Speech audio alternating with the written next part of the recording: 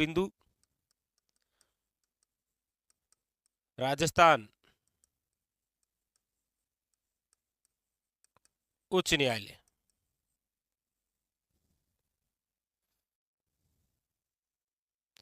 राजस्थान उच्च न्यायालय। सबसे पहली बात तो यह है कि ये जो उच्च न्यायालय है,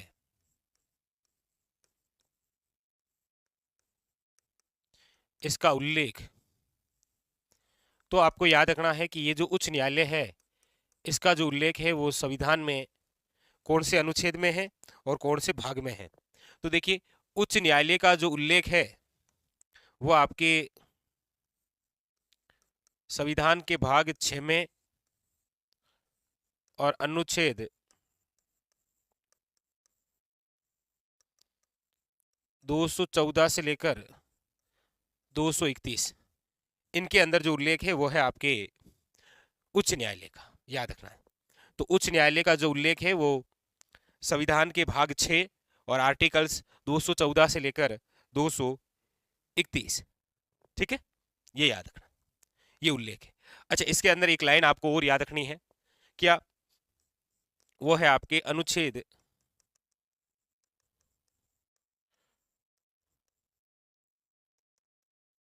214। अनुच्छेद 214 क्या कह रहा है? अनुच्छेद 214 ये कह रहा है कि प्रत्येक राज्य के लिए एक उच्च न्यायालय की स्थापना, ठीक है, या फिर प्रत्येक राज्य के लिए एक उच्च न्यायालय का गठन किया जाएगा, ठीक है, याद रखिएगा। प्रत्येक राज्य के लिए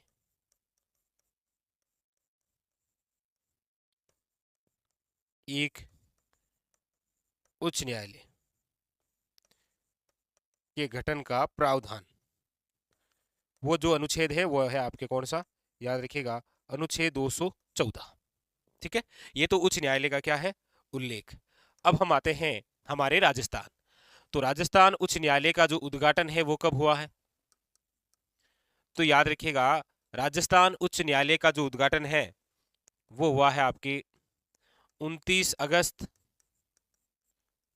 1949 को। अच्छा, उद्घाटनकर्ता कौन थे? तो याद रखिएगा, उद्घाटनकर्ता जो थे वो है आपके सवाई मान सिंह, और ये इस समय क्या है? याद रखिएगा, इनकी पोस्ट है राज प्रमुख।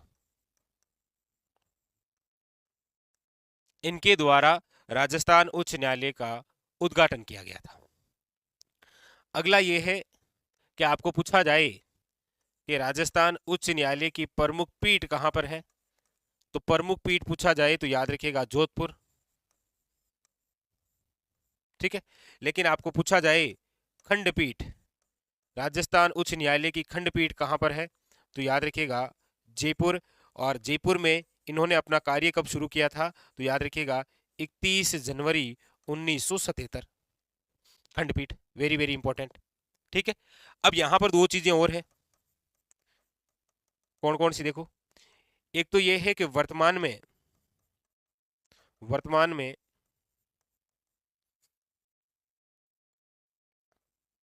कुल न्यायाधीशों के पद स्वीकृत कितने हैं? तो याद रखिएगा 50। अभी कितने पद हैं? 50 हो गए हैं। पहले ये, इससे पहले तो कम ही थे, ठीक है। अब कितने हैं? 50। लेकिन वर्तमान के अंदर यदि मैं चर्चा करूं तो 15 जो पद है वो खाली है, ठीक है, ये भी याद रखना है।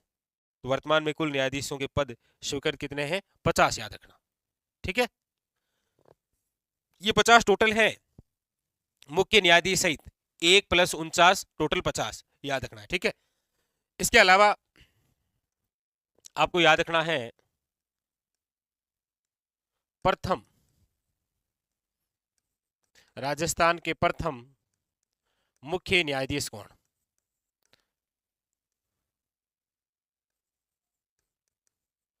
राजस्थान के प्रथम मुख्य न्यायाधीश,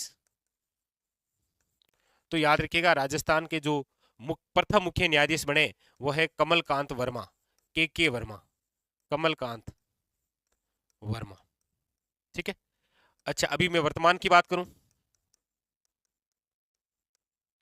वर्तमान में मई चल रहा है ना, मई 2023।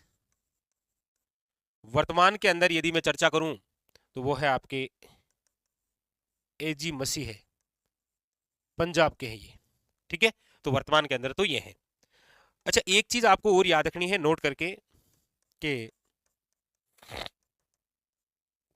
देखिए यहां पर ये जो चीज है कि ये जो उच्च न्यायालय है इसका जो उल्लेख है वो संविधान के अंदर आपके किस किस में है, तो आप कहेंगे कि भाग तो संविधान का 6 है और अनुच्छेद है आपके आर्टिकल्स यानी कि 214 से लेकर याद रखिएगा 231, ये तो संविधान में उल्लेख है। ठीक है। हाँ, उसके बाद में कि अनुच्छेद 214 क्या कह रहा है कि प्रत्येक राज्य के लिए एक उच्च न्यायालय के गठन का प्रावधान है। ठीक है। अच्छा, राजस्थान हाईकोर्ट का उद्घाटन कब हुआ, किसने किया, प्रमुख पीठ कहाँ है, खंडपीठ कहाँ है, वर्तमान में कुल न्यायाधीशों के कितने पद स्वीकृत हैं, प्रथम मुख्य न्यायाधीश कौन थे, वर्तमान में कौन थे। आपको याद रखना है कि राजस्थान में एकीकरण से पूर्व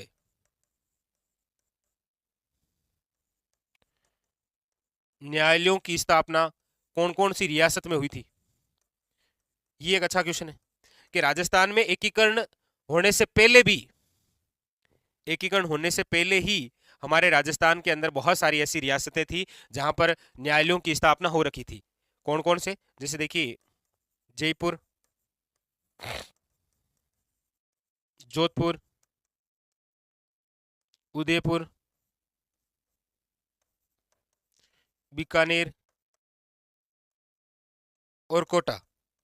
ये कुछ ऐसे स्थान थे जहां पर राजस्थान में एकीकरण से पहले भी क्या थी, न्यायालय, याद रखिएगा।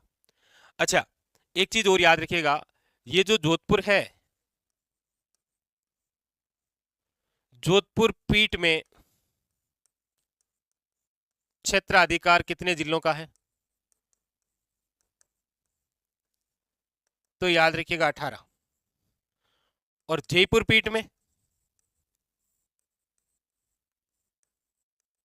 जयपुर पीठ में जो क्षेत्राधिकार जिले हैं वो आते हैं 15। टोटल कितने हो गए, 33। ये भी याद रखना आपको। ठीक है, वेरी वेरी इंपॉर्टेंट, याद रखिएगा। क्लियर है बात। एक बार वापस रिवीजन कर लेते हैं। तो हम पढ़ रहे हैं आपके राजस्थान उच्च न्यायालय।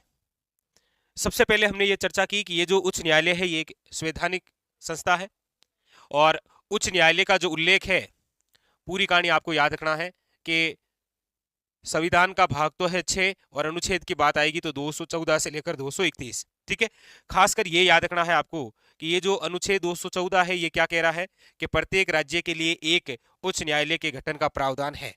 ठीक है, ये दो बातें याद रखनी है। इसके अलावा राजस्थान जो उच्च न्यायालय है इसका उद्घाटन कब हुआ और किसने किया, ये पूरी बात याद रखनी है कि उद्घाटन हुआ था 29 अगस्त 1949 को, किसके द्वारा, सवाई मानसिंह द्वारा। और सवाई मानसिंह इस समय कौन थे, तो याद रखना राज प्रमुख। ठीक है, वेरी वेरी इंपॉर्टेंट। अच्छा, इसके अलावा ये भी खास बिंदु है याद रखना, जैसे प्रमुख पीठ कौन सी है या फिर खंडपीठ कौन सी है। अच्छा, खंडपीठ कब बनी ये सन ये जरूर याद रखना। अच्छा, वर्तमान के अंदर कुल न्यायाधीशों के पद कितने स्वीकृत हैं, याद रखना 50। प्रथम मुख्य न्यायाधीश कौन है, तो के वर्मा, कमलकांत वर्मा। वर्तमान में कौन है अभी, तो याद रखना एजी मसीह है।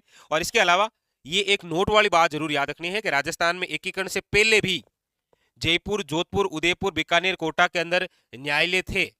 और उसके अलावा जोधपुर पीठ के अंदर कितने जिले क्षेत्राधिकार, 18।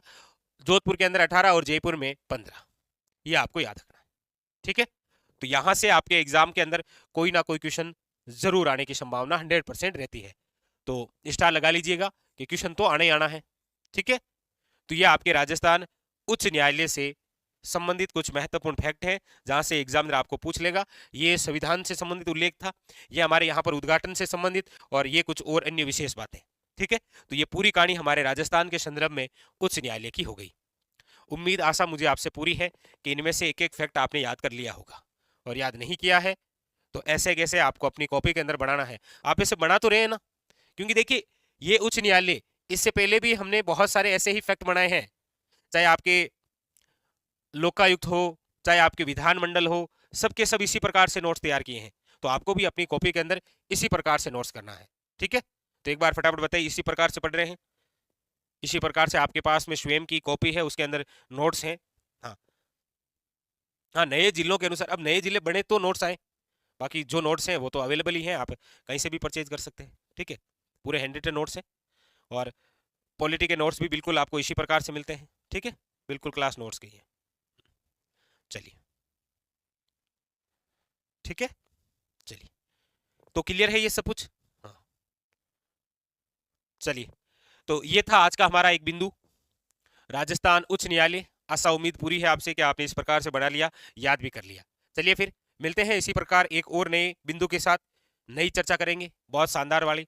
तब तक के लिए धन्यवाद।